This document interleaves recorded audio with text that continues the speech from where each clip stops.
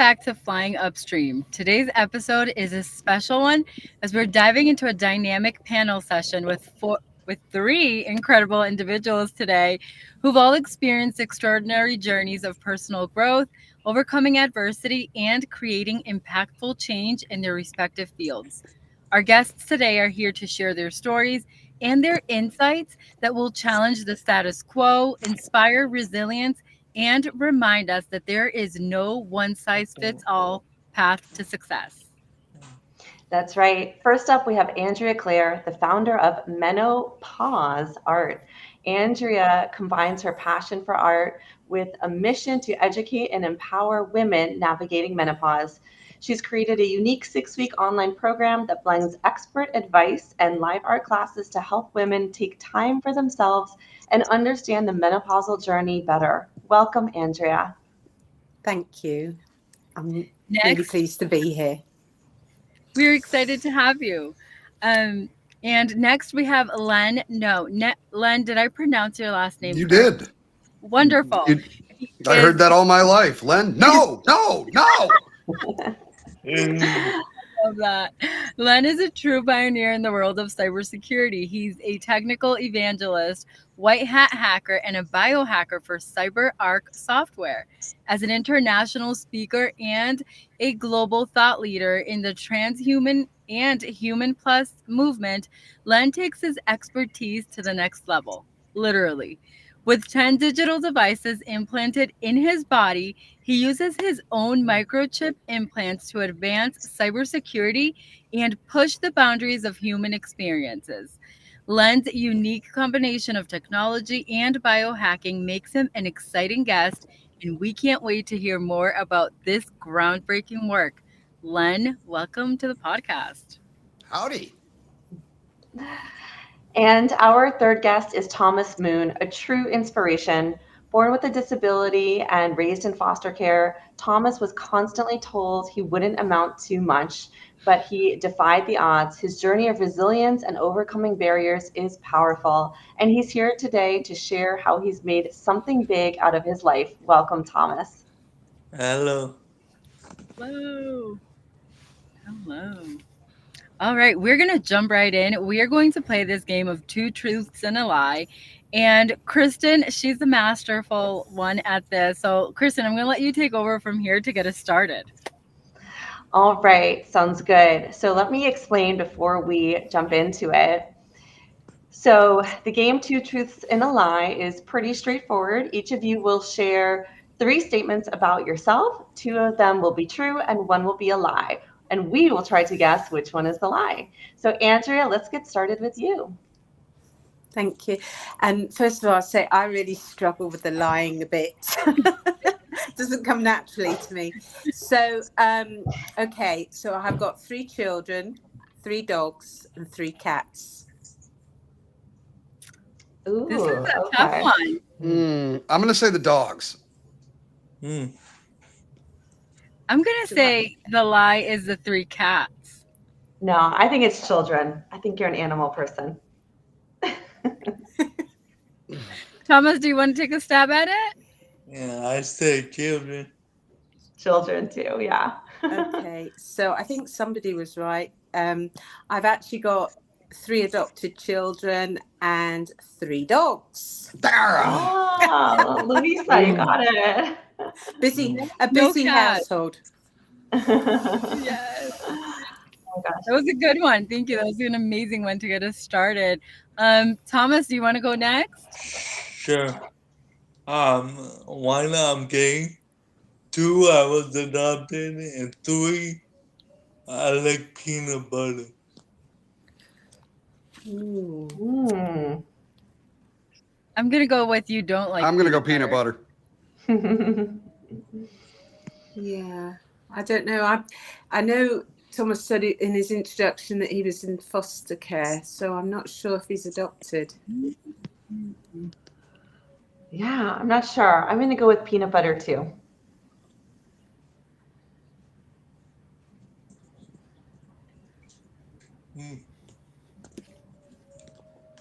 You're keeping us in suspense, Thomas. So which one is the lie? The first one. I like Ah, peanut butter Ah, and I was adopted. oh, wow. Fantastic. Yes. Thank you. Thank you for sharing that. All right, Len, you have the floor. all right. One of my favorite hobbies is hanging from large meat hooks in my back from the ceiling. I'm a retired member of one percenter outlaw motorcycle gangs, and I have 6 children. You don't have 6 children. Let's see. Hmm. I'm gonna go with that. Mm. Hmm. Um, Yeah, it's a tricky one, isn't it? Because the other two were very specific. So I'm thinking you don't have 6 children. Maybe you have 12 children. hmm. I'm gonna guess the first one, hanging from your back with meat hooks. Mm. I only have 5 children. Oh, Oh. And oh my um, goodness. no. Wow.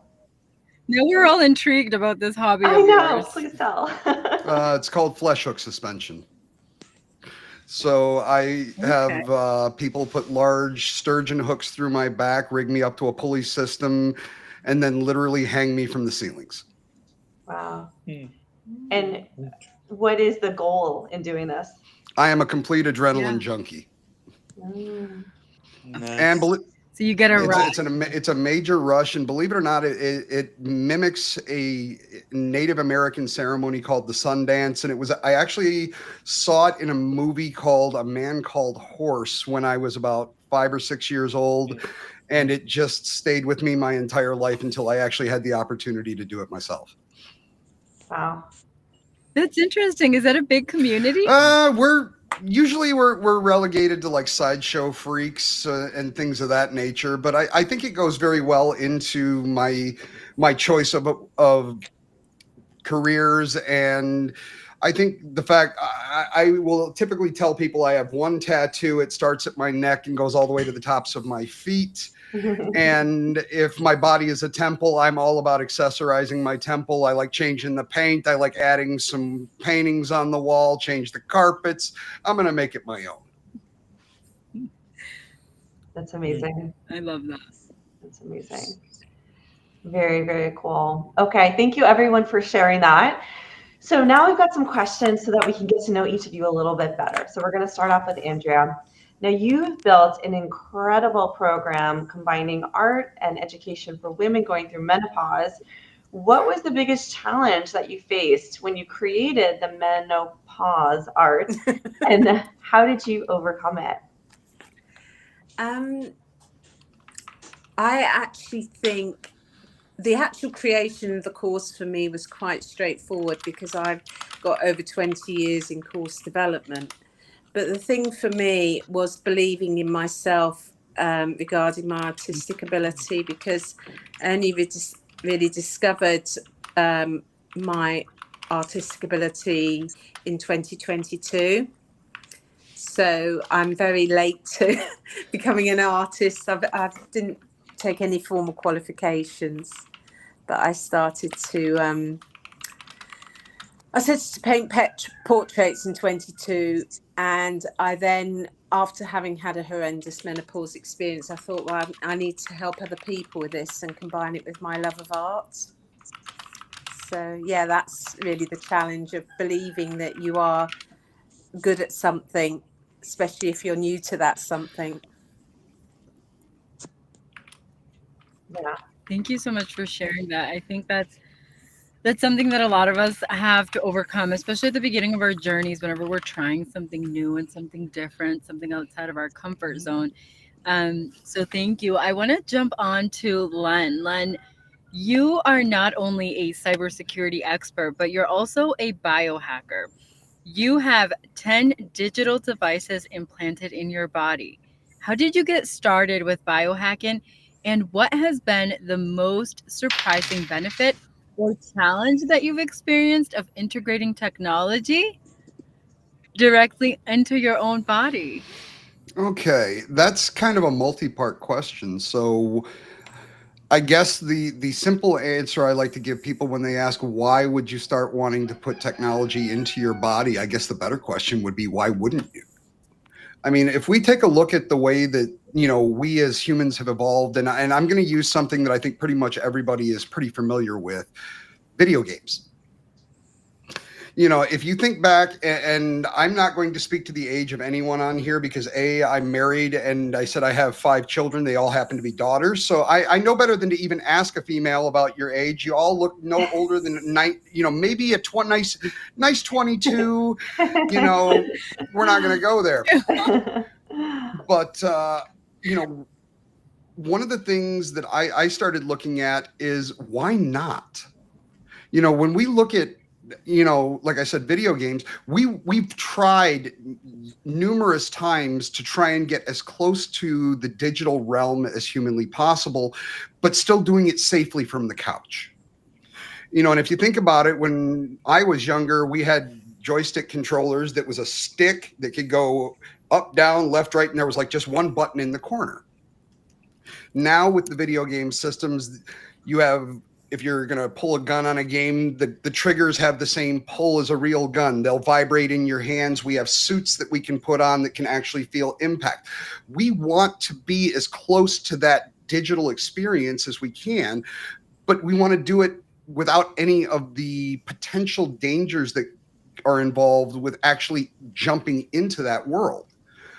So for me, I've been breaking into computers since computers were around. I honestly attribute my first hack to a Commodore 64 back in the late 80s. And my first network hack was actually in my high school on a network type that they don't even use anymore called a token ring. So I've been breaking into computers since computers have been in the public's hands. And I didn't start my career the way that most people do. When it comes to cybersecurity, you essentially have 2 paths you can take. You can either go to school, spend a lot of money, get a degree, or you can be a criminal. And then once you decide to get your life together, you've got some mad skills. And I just happened to choose what was behind door number 2. So when I started having grandchildren, I had to take a really hard, serious look at my life and realize that I was making some very bad choices, and I wasn't a good role model to my children. I wasn't going to be a good role model to my grandchildren. And I had to make the decision that I needed to change everything about myself. So I quit riding the motorcycle gangs. I cut my beard off. I joined, in the words of George Thorogood, I got a haircut and I got a real job, and I wanted to be like everybody else. And my past came back to haunt me in a way that I never would have expected. I wanted to be just your regular cybersecurity guy, but nobody wanted to really talk to the people who looked like the same stuffed shirts that were everywhere else. They wanted to talk to the guy who looked like the criminal. So it gave me if you remember that old phrase that it takes a thief to catch a thief, I think that's really how this played out in my role. And when it comes to the actual implants, when hacking in and of itself is not a crime. It's what you hack that makes it bad. But, when it came to me, all of the tattoos, the body modifications, the piercings, the suspensions, I think they put me into a very unique place because I look at my body very differently than I think a lot of other people do. My body is there for me to do whatever I want with it. And I don't feel content with living with only the capabilities of the body that I was born with.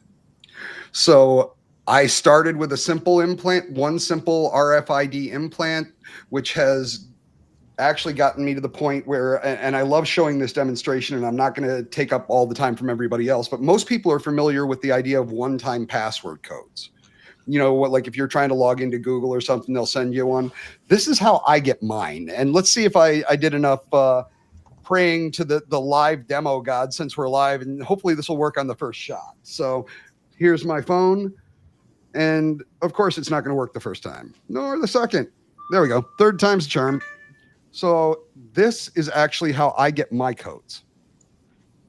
So Wow. I am actually a blending of biological and silicone, and I can actually interface and deal with computers on the same protocols that they can. So, in my opinion, I am a voluntary evolution of humanity, and I feel that this is where we're going to be going, because beyond these being used as hacking tools, these can have everyday functionality that can improve people's lives. The gentleman on the end here, I do a lot of work with people with disabilities around some subdermal implants, as for disabilities as well, brain computer interfaces, nerve sensors. So I think this is where humanity is going to be moving in the near future. And yes, this is since you gave me the floor, I'm going to do this anyway. And I document all of this in my new book. So this is actually the first book I've ever written. It was released last October, and those are actually x-rays of my hands. And I talk about everything about my past, the journey to get here, as well as the technology and where it should be heading based on my observations over the next 5 to 10 years. You are truly a pioneer, Len, and I'm in awe and I'm inspired and I'm grateful to you for doing this. Sounds It's my really, pleasure. yeah. I appreciate it because not everyone would be willing to do it, and not even just willing, but have the level of passion that you have. And that's what we're all about, is people who are passionate about these unconventional journeys in life. And it's people like you that really do move humanity forward. So thank you. That's I really neat. appreciate it. Okay, let's move to Thomas. So Thomas, you have overcome so much, from being told you wouldn't amount to anything to now living a life full of achievement. I'm curious to know, what role did self-belief play in your success? And how do you think others can cultivate the same mindset despite adversity that they face?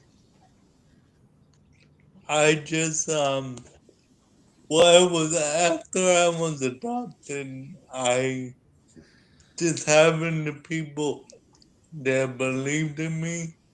It gave me like a trigger that, if they believed in me, I should believe in myself, and just at least try and see where I can go, what I can do. And if I don't do it and I can't do it, at least I tried. But I give it at least one try. And you throw a test at me, I'm gonna try and complete that test, no matter how many times it takes. That is beautiful and so inspiring because it really shows the power of the human experience, the power of what we can do for each other just by believing in each other. You had someone believe in you. You came across people who showed you that they believed in you, and it gave you the strength to at least try and ultimately build this life of success that now you look at everything as, even if I didn't succeed at that one task, at that one thing, I can at least give it a try. And that really, I mean, it's just a testament to the power of, of self belief, but also of what humanity can look like if we are able to really love, understand, and hold space for each other. So thank you for sharing that, Yes. Thomas. I have a question for Andrea. You've combined art with education to create a space for women to explore their menopausal journey. How have you seen this combination of creativity and education empower women? And what do you think the impact is beyond just understanding their menopausal journey that they may not have understood before? Okay, that's a long question. So I'll just take a wee step back and explain why I've developed the program, because I think it's potentially the same in the US, but in the UK, when I was perimenopausal 10 to 15 years ago, nobody was talking about it. And I had a horrendous experience. Not everybody has, difficulties with the menopause, but there's a lot of women who do. And there was a documentary that came on TV in the UK, and it just, explained everything to me. I wasn't going mad, and I wasn't suffering early onset dementia and all the other things that I thought were going on in my body. And I thought, well, I'm sure there's lots of other women that are like me who, don't understand what's going on or need some guidance, who've got busy lives and they don't have time to absorb all this information that's now out there. So I thought, right, I've got to do something to help women. And there are lots of people out there who are menopause coaches now. And again, I'm sure it's the same in the US. But I approached it from a slightly different viewpoint, in that I've been through it. I've got through it. I've survived, and I'm very knowledgeable about it now.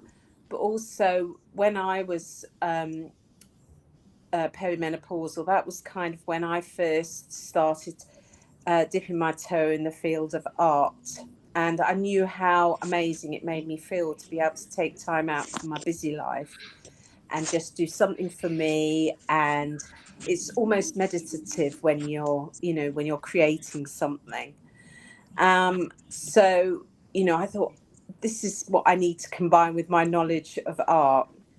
And the women that I work with, I just find that, they're actually surprised at the benefit that they derive from it. Because I always say to them that it's not about your ability as an artist, it's about the process. And, I've had women say to me, oh, I don't like colouring in, because one of the exercises I do is called Colour the Menopause, and you use colour to express how you feel about what's going on in your body. And women will say, oh, I don't like colouring in. And then they do this very simple exercise and they're like, wow, I really enjoyed that. And they really get into it, So, yeah, I mean, it's multifaceted what I do with them, because I'm potentially introducing them to something that they've never done before. And hopefully they'll, take that forward into their life and spend time being creative and feeling the benefits. So I'm hoping that answered that question. But You yeah. did. You did. Thank you. I really appreciate, Andrea, how you take something that is a natural, normal part of life and use art to help people through it. That it's just recognizing and calling attention to the fact that even though this is normal, it's still not talked about or necessarily communicated about from society in a way that's helpful and supportive. And you're taking the art and just making it easier, creating that community. So as a future menopausal woman, thank you. Oh, well, you're welcome. And I am looking at helping guys as well, because I'm sure the gentlemen on here have got either definitely Len, you've got at least 6 women in your life. And More. the The way I explain it, I am a speck of testosterone that just floats amidst a sea of estrogen. Yes, but unfortunately that estrogen just reduces, and that's when the problems arise. But yeah, it's it's important for everybody to have some understanding, because the menopause doesn't just impact upon women. Obviously, we're the ones that it impacts on the most, but it also does impact upon the wider population. Anyone, I'm not going to go into my wife's health issues or conditions, but all I will say is I have had some experience around women going through this, and I feel so bad. Honestly, it looks like hell. Yeah, from the outside looking in, it looks like hell. It can be very, very challenging. And but as I say, if you empower yourself with information and you're aware of the options that are available to you to help yourself, then that is half the battle. And also realizing that you're not alone, because it can be a very lonely place. It certainly was for me when I was at the peak of things. I'm grateful that there are people like you that are out there trying to make it easier for people to get through. I really am. I think that, look at me. I'm the guy that shoves stuff into his body. I am in no position to judge anyone for anything. Yeah. Sweet. And certainly in the UK, the medical profession are behind when it comes to the understanding the menopause. So it's a case of, other people educating themselves. So, yeah. Yeah. Well, it's amazing work you're doing. Thank you for Thank that. you. Len, let's circle back to you. So we have established you are a thought leader in the transhuman and human plus movement, and you're helping shape the future of human augmentation. So I'm curious to know, where do you see the future of cybersecurity going with advancements like yours? And how do you balance the potential benefits with the risks of cyber vulnerabilities introduced by these technologies? Well, I like how you put that, but I have to correct you in your choice of words. It's not so much the upcoming vulnerabilities. We have these same vulnerabilities now.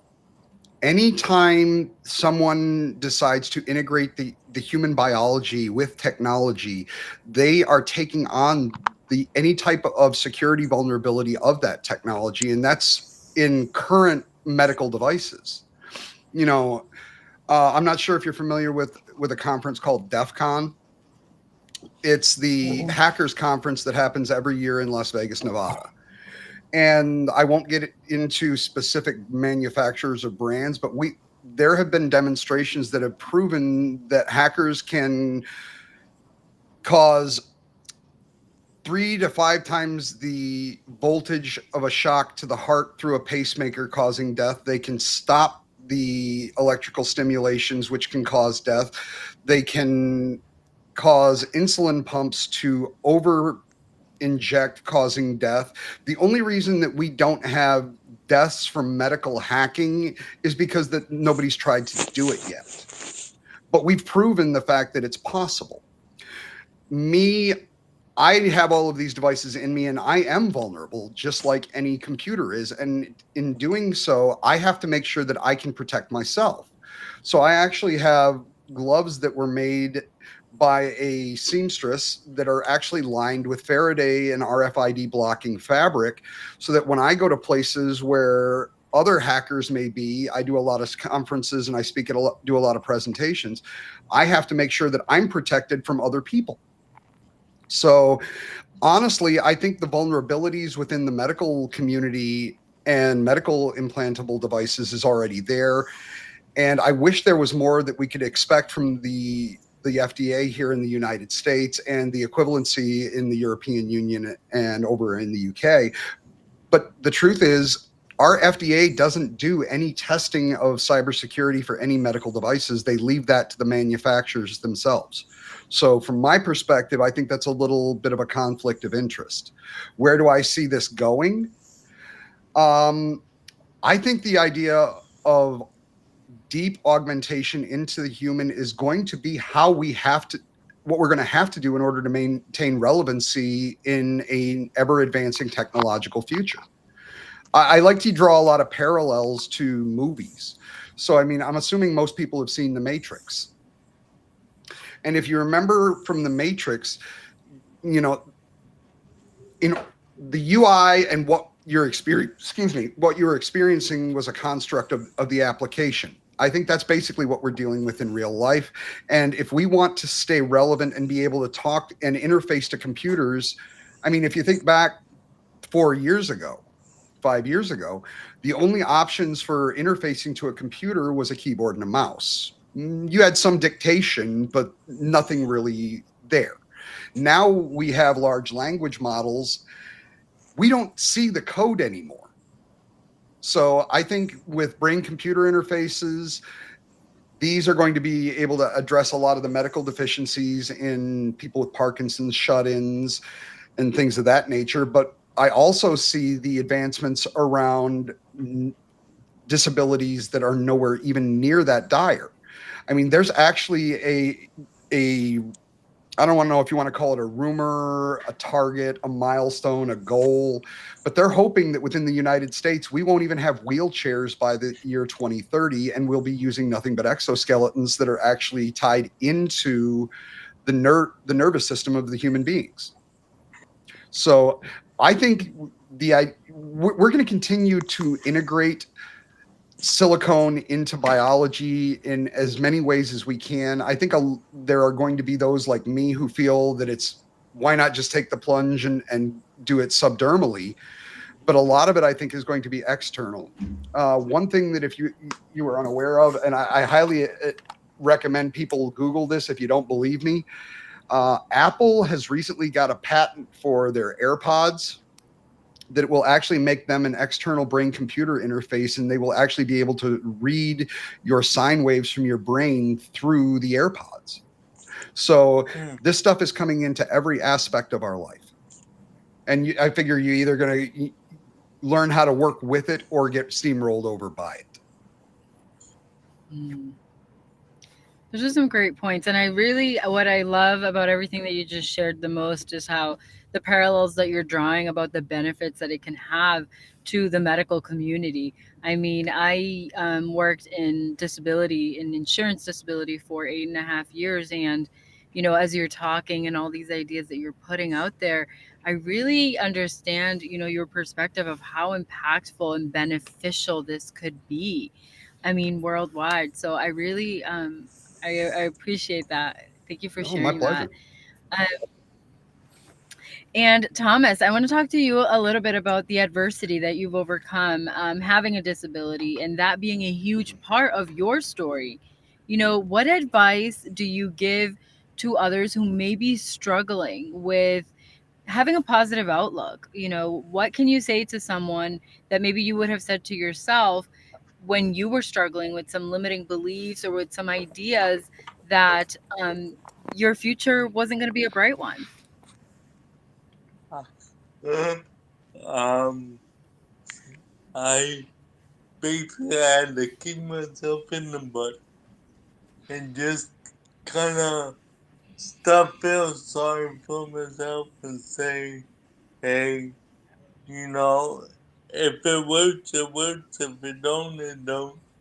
And just take it that way rather than being so stuck in one area and limiting myself to that one area and just not believing that I can be what I want to be and my mind can do whatever it wants to as long as I set it to what I want and what I want to accomplish. And it just, yeah, a lot of it came down to mindset. Is I had to get my mind in the right kind of area to just think that, you know, there's more to me than what people were saying. And, like I said, I'm gonna give it a try and, and just keep at it, and hopefully one day it works. If it don't, I move on to something else. That is so inspiring. Thank you, Thomas. I realize that your journey has been full of obstacles to overcome. And from what you've said, it sounds like you have just taken them one at a time and really just kept going. And I really applaud your perseverance. And it's obviously paid off. Like how, that you've been so resilient and persistent. And now you're here spreading your message. This is amazing. Thank you. Okay, so now we are going to start to wind down a little bit here, and we are going to begin to close out this incredible panel.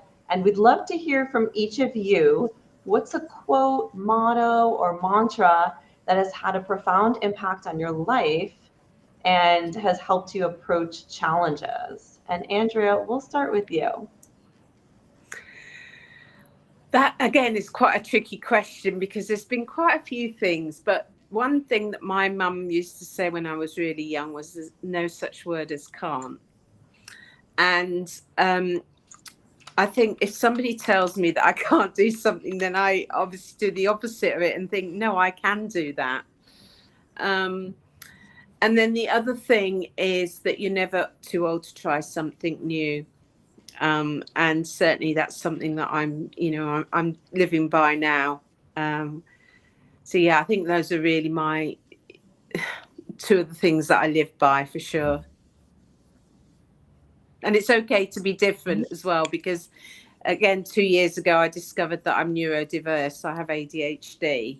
And, when you're young, you tend to think, oh, I don't want to be different. I want to be like everybody else. But actually now I relish the fact that I'm different. So, yeah. Normal is boring. Yes. Yeah. For sure.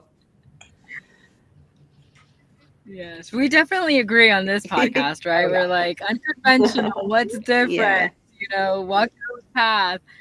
We certainly agree with that. And Thomas, would you like to give us a motto, a quote, or a mantra that has been profound and impactful in your journey? Yes, I think Nick Voyage, which is a person with disability with no legs and no arms, no legs. And he said if he falls out of his wheelchair and tries to get up 100 times, and the moment that he gives up is the moment that he's never going to get back in his wheelchair. So, if you're trying things, if you give up, that's the end of it. Don't expect to just magically succeed in things that happen. You can putting the forward, punching the wall, and one day it's gonna start getting a crack in it, and you bust through that wall. But if you say it's worthless, I punched it a million times, and the wall's not gonna budge. It's that's what telling. That's what saying. The moment you quit is the moment you're giving up on life, and you can't do that. I love that. The moment you quit is the end. So never quit. Keep trying, even if it takes 1,000 times. I love that. Very inspiring. And Len, I'm curious to know what yours says. I'd love to say I'm all original, but the two I do have a couple of things. When they say your life passes before your eyes, but right before you die. Mm-hmm. I want to have a hard time figuring out what the coolest thing I ever did was. And to coin the Shawshank Redemption, I love the expression "get busy living" or "get busy dying." I like that.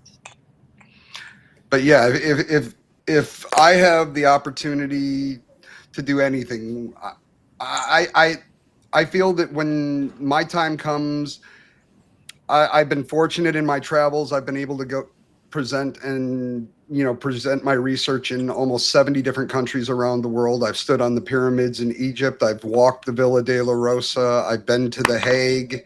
I want to be able, right before I die, to go, you know what? I don't know what the coolest thing I ever did was, because I lived my life to the fullest every minute of every day. That's amazing. Talk about unconventional. Thank you so much. Thank you all for being our amazing guests today. If I can throw one last thing out.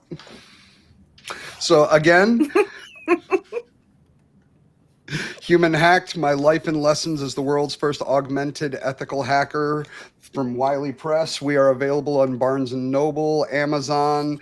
Also, if you're interested in seeing any of my speaking opportunities, you can check out my schedule at www.i-am-machine.com. So it's I am machine with dashes through it. That you can order the books, autographed copies, as well as find all of my current publications and research there. So thank you very much. Wonderful. And we will link that in the show notes and in the YouTube description for everyone to have access to as well. I really appreciate it. Thank you. Awesome. It's amazing. And my webpage is very straightforward because I'm AndreaClareArt.uk. Thank you. Sweet and simple. Yeah. Well, thank you so much to all of our amazing guests today, Andrea, Len, and Thomas. Your stories of resilience and growth are truly inspiring. And to our listeners, we hope this episode has encouraged you to think differently about the obstacles you're facing and the potential for transformation in your own life.